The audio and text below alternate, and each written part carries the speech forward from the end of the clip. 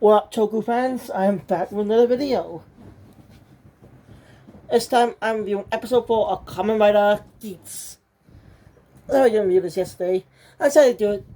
Well, it actually did come out on Conversation yesterday. But I decided to wait till today to do that and Futo PI episode 9. Which I'm looking forward to, by the way. Episode 4 is a good episode, giving major character development to Neon. I'm really liking how this series is going. I'm looking forward to episode 5 next week. Well, this week, really, but you get the point. I'm looking forward to it. And by the way, on my anime channel, I just recently posted a review of the Chimera Ants arc of Hunter x Hunter. So if you want to see my thoughts on that, go check it out.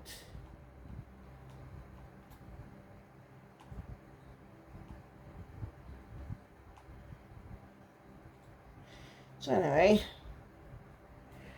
Neon is good. I like Neon in this episode. She gets great character development. So yeah. Anyway.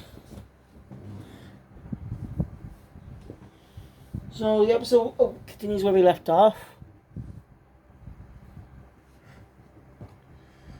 Where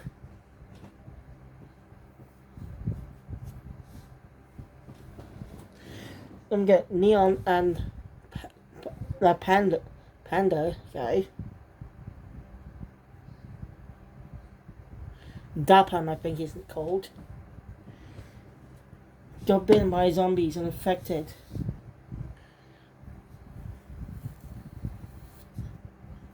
So, Neon visits up with her.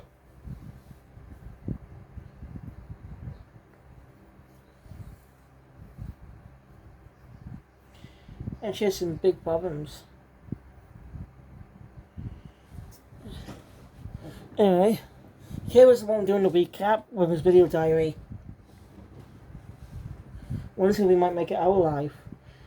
I'm rooting for him, but who knows? Might be him or A's that comes out on top in the finale. Which will be late next year. Oh gosh, I can't have to wait months to watch the end of this. But I'm very excited to see what it comes out. So anyway, looking forward to watching the Super Sentai next year. Because I couldn't watch Dumbo as the start. Not my fault, because I didn't have Kisation at the time.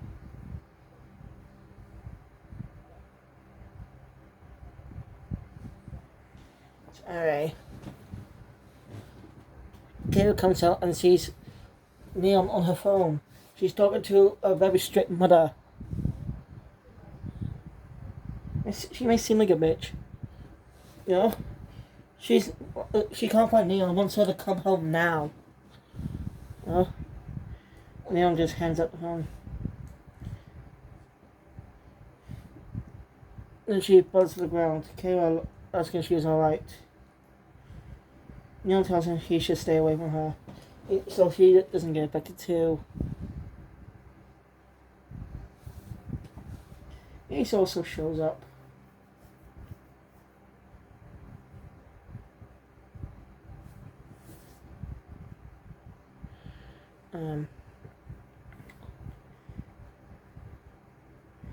You end up in the lounge.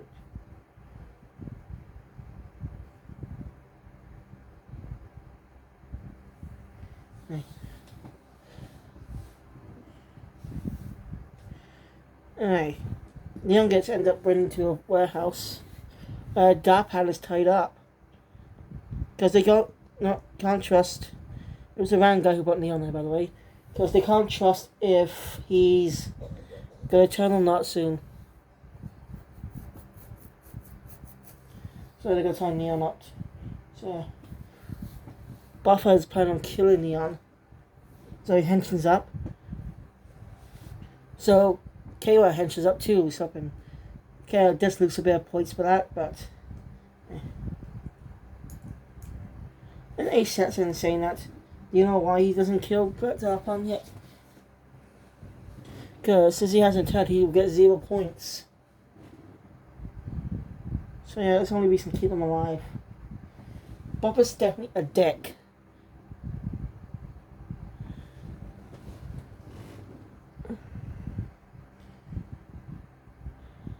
He may grow as a character, I don't know. So I was wondering what we could be doing if characters going to be eliminated throughout most of the series. Like total drama. But preview for next episode could get the way heights down my suspicions. My thoughts on it. But I'll get to that later. Sorry. Kay was definitely worried about Neon.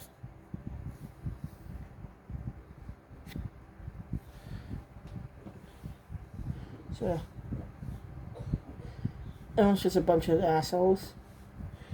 I'm gonna call Ace an asshole, but mostly. I think it's rare where we don't see a bug-themed Kamen Rider.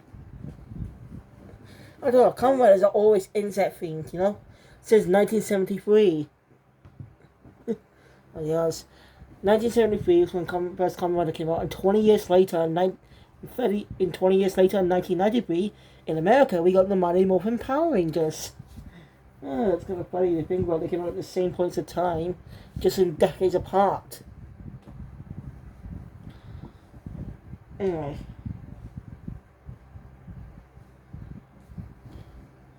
All Neon wanted. Neon simply said all she ever wanted was to escape her home. They'll be free and stuff, but now she might face with sudden death. She just wants to go home. That's a sad twist. That's a sad irony to it. This is a great episode. I love to focus on Neon. She really needs the character performances.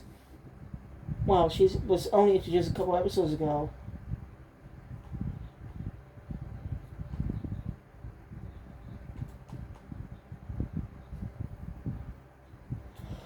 Anyway, Guy in White shows up, telling them they can all go home now, because there'll be a bit. There should be some time before the next final round begins. So yeah. So Neon's in some park, so all the videos should be taken down.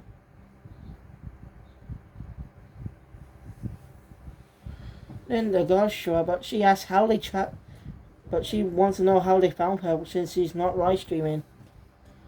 Yeah, but those things were her fault. Well, I think she just did it on purpose just to have some fun.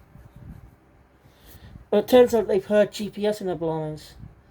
So when she gets back, she's big pissed at her mother, but her mother's even more pissed. When Neil could say anything, she just slaps her. She falls to the ground. Basically telling her that she was very worried. You know? You get a glimpse of why she's overprotective. Basically, when we see a glimpse of it, we don't need to put more expansion on that, because we can only guess. Neil was kidnapped when she was just a little girl, and was ransomed. She was very young. So her parents were very worried about her. She could die. That was a very dangerous situation, so we actually understand the mother's point of view. She's very worried about her daughter. So we understand why she's being strict and stuff, but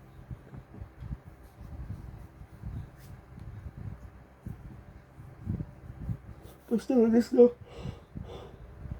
just no way to control her. I understand when you keep your child safe, but that's no way to do it. Being overprotective can actually hurt the child's experience. So yeah.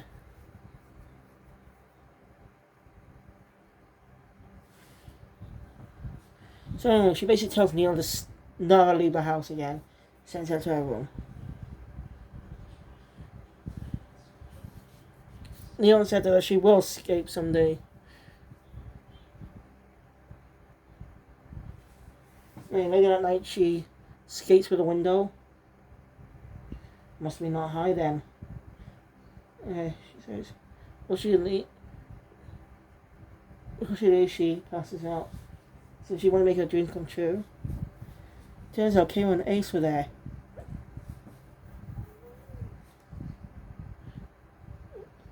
I understand why Kamen would be there, because he really cares about Neon. He's a good person. Nice guy. Unlike him being a pseudo-protagonist.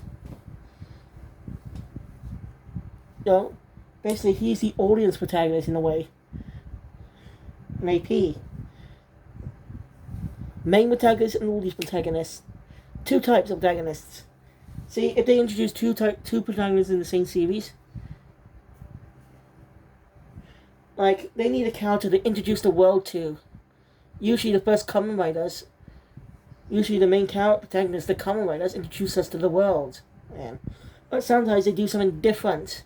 Like, think of Kamen Rider Double, where we're introduced to the world. The whole world of Gaia memories for the eyes of Akiko, who just came to the city.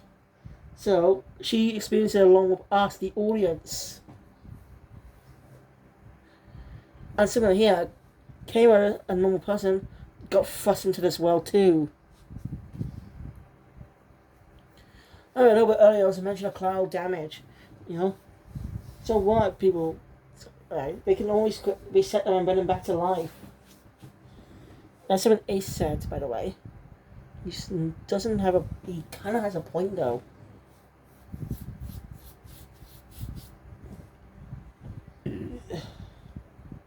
I have a nice little chat.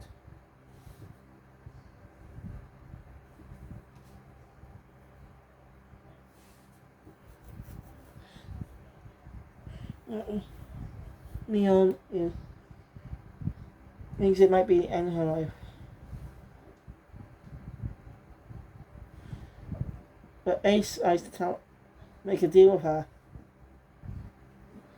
They say she doesn't want to give it up yet. We even see, you know, Kawa's being nice. I think she's done a pull for Kawa of how nice he is. And yeah, he deserves one.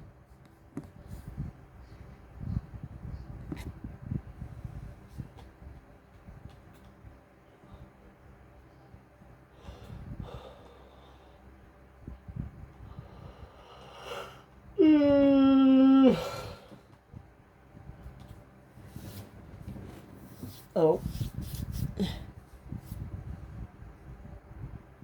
Right. Well, I bet we don't hear what Ace says. Telling it basically on, does she want it to end like this? Alright. The third round begins. Okay, well, K1 Ace get a unique henshin. They don't do their henshin poses. Instead, they say henshin and jump over the building with a unique henshin sequence. Even though it's Toku CGI, I'm glad to admit it was pretty impressive. Having a henshin in air instead of on the ground. You know, Kamen Riders just go henshin, just stand there while doing whatever they do to the bell to henshin. Alright, not familiar with the different eras of Kamen Rider. I would be appreciative if you fill me in on the different types of eras of which seasons and which eras, you know. That's just part of the newest era, Waver era. So, please like your help in the comments below. Alright, the battle of the zombies.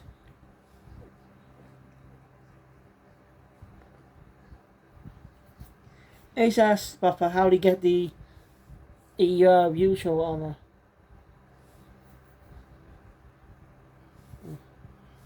And well, Buffer just replies, sarcastic. No idea.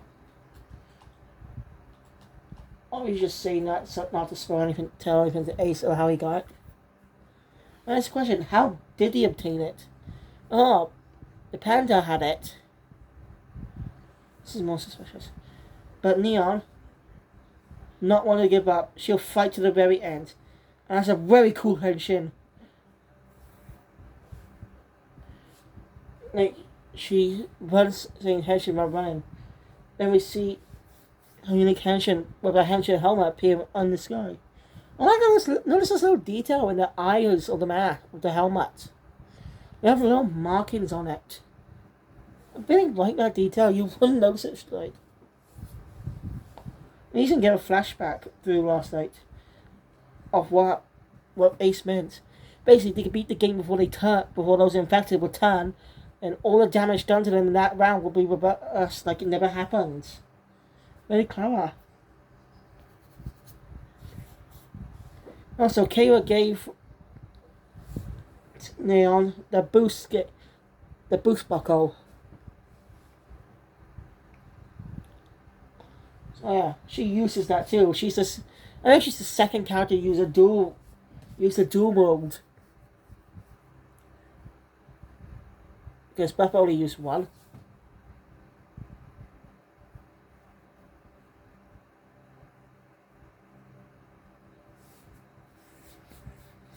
Anyway. She buys all the targets. And she went and not wanting to give up, even if the veterans give. We also learned during the battle that Buffham had Japan are working together. Japan decides to help Buffer out in eliminating the other players. Since he's dying anyway. So, that bastard will get what he deserves, though. Right, Neon, dual switches, yo. That's pretty impressive. I like how she could do that the second time. So, Geats hasn't had his main form since episode 1. You know, appears in the intro. I don't know when we're going to get that again.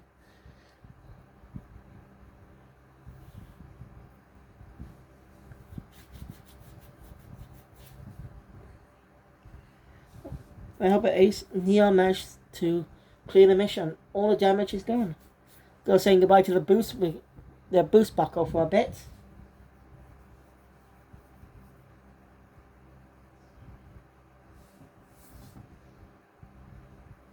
And we're saving people's lives.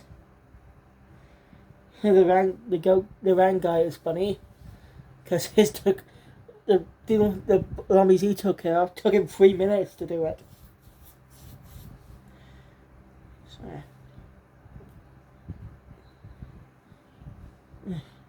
Okay, Clay was glad that Neon's okay. Neon thanks both Kayla and Ace for all of it. But I help it. It was her who did the work. So she shouldn't thank them for that. Because she did it all her own. Very good character development. Anyway, the rankers appear and guess who's the lowest score? Japan!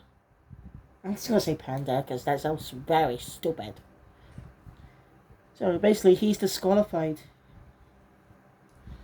Basically, he's eliminated. We see a different type of elimination this time instead of the previous elimination. You don't know what happened? If you don't know what I mean, the eliminations we saw is when someone dies, but we see them basically actually being killed by the eliminated. Basically, when they're eliminated, that means they're being killed. But he tells them that you'll see the next loser soon after they get eliminated. And that works. Anyway, she mentions that his disqualifications will be to come right. His qualifications will be to come right are gone. So basically, if you lose, you won't be qualified as Kamen Rider anymore. Instead, that power will be given to someone else in the tournament. Anyway, Neon arrives home. Mara was worried I was about to slap her again, but Neon grabbed her on the bell that she will leave this house someday. And, well, Mara's dumbfounded. I really like that. It shows I like the symbolism. Yeah, we focus on some guy saying it's time when he's focused on Buffer and Geats. Something to play next time, probably.